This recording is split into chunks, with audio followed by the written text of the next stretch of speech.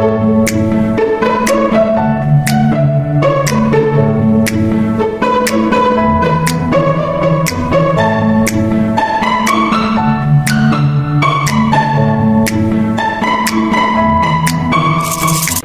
hello guys, good morning. So karon is biyahe na pud mi paulig bukid. So ani nga time is nagpakuha ako sa ko ang brother kay mahal kayo kung mamliti pa ko gabal-labal. So kun amo mi motor, so nagpakuha ako niya pauli og bukid kay mahal kayo mamliti pa mi. So karon is biyahe na pud pauli sa balay kay karon manggod pista manggod sa mo April 28-29. So karon is Dispiras ron sa mo barangay. So biyahe na po mi paingon dito sa balay na mo. Let's go.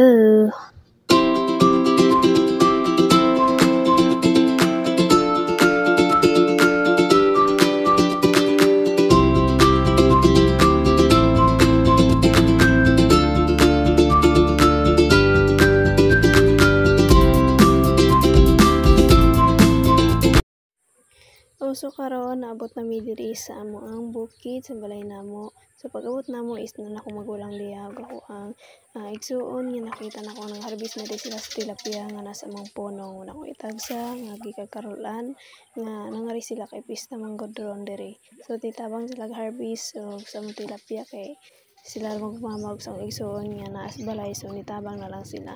Ani akong magulang tagian ni ang tilapia. Yani nga punong adiri so patay gutom. May tabangan ni nagsuonog sa kuang mama nga may tagad pakaon dira kay sahay nga yahay magtrabaho ay og eskwela sa ang kamangura na magsuon tabang og harvest. So mani ang mga punong diri so napamihalabay so na sa ubusan pit so kanilang pinakaunang harvest nga isda terapita. So karon mo na niya amo ang harvest kay man ako itag sa pusa Manila sa kaplangganang tilapia ang kuha. So dahil pa itong mga pantat dito sa ubasang puno dahil pa itong usang puno nga ay tilapia wala pa na niya nila na harvest. So man ako magulang harvest ay sila dira. Tuwa gani Gamit. So muna ni isda nga harvest so kani kilo na sad na ni namo para maibalik diya kay na mag-order ani og tagil ka kilo na 4 ka kilo 2 ka kilo so amo lang kilohon para ihatod sa ilahang balay kay. So kani kilo namo na maabot siya 2 ka buok usa ka tunga sa kilo na ay 3 ka buok na usa ka kilo na ay depende ra og pila ka buok makaigo sa mga so man ay po ni sa kabok dako kay na sa isda. So kamat na siya mga tunga sa kilo. Pila ka buok sa kilo. So man ako magulang kitag sa harvest. apel ka dili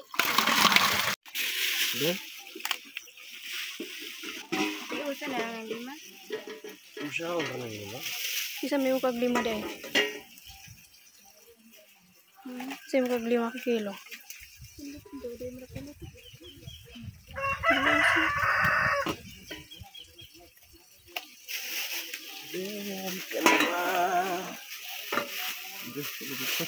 Lagi sulon niya. Semua sulon.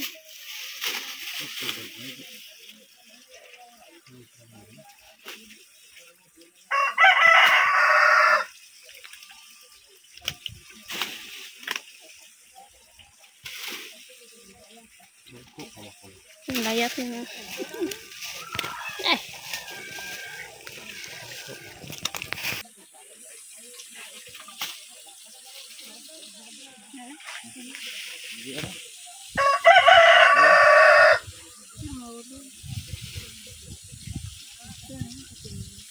Sobra.